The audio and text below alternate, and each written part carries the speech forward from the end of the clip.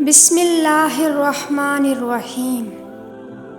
اللہ کے نام سے شروع جو بڑا مہربان نہایت رحم والا ہے۔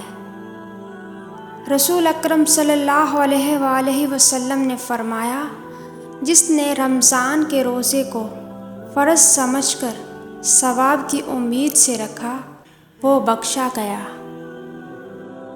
دنیا جس بھوک پیاس سے ڈرتی ہے، میرے رب نے اس کو عبادت بنا دیا۔ بے زبان کو جب وہ زبان دیتا ہے، پڑھنے کو پھر وہ قرآن دیتا ہے۔ بخشنے پہ آئے جب امت کے گناہوں کو، تحفے میں گناہ گاروں کو رمضان دیتا ہے۔ خوف خدا دیکھنا ہو تو مسلمانوں کا دیکھو، جو روزے میں وضو کا پانی منہ میں لے کر بھی پیتے نہیں ہیں۔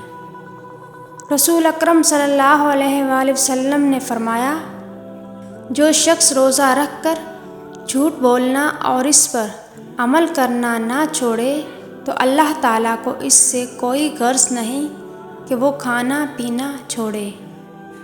ایک اور حدیث شریف میں فرمایا، جب کوئی روزہ رکھے تو کوئی بیہودہ بات نہ کرے، نہ ہی لغو بات کرے۔ اگر کوئی اس سے جھگڑا کرے یا لڑائی کرے تو وہ کہہ دے میں روزے سے ہوں۔ حضور اکرم صلی اللہ علیہ وآلہ وسلم کا ارشاد پاک ہے، 3 آدمیوں کی دعا رد نہیں کی جاتی: عادل حکمران، روزے دار حتیٰ کہ وہ روزہ افطار کر لے، اور مظلوم۔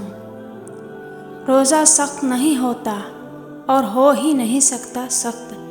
اللہ کی محبت میں اتنا صبر تو ہم کر ہی سکتے ہیں۔ روزے دار کے لیے 2 خوشیاں ہیں، ایک افطار کے وقت اور دوسری اپنے رب سے ملاقات کے وقت۔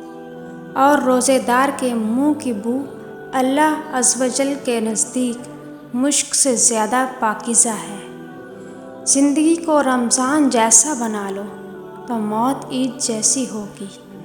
حضرت سلیمان بن عامر رضی اللہ تعالیٰ عنہ سے روایت ہے، رسول اکرم صلی اللہ علیہ وسلم نے فرمایا، تم میں سے جو شخص روزہ دار ہو تو اس کو چاہیے کہ وہ کھجور سے افطار کرے۔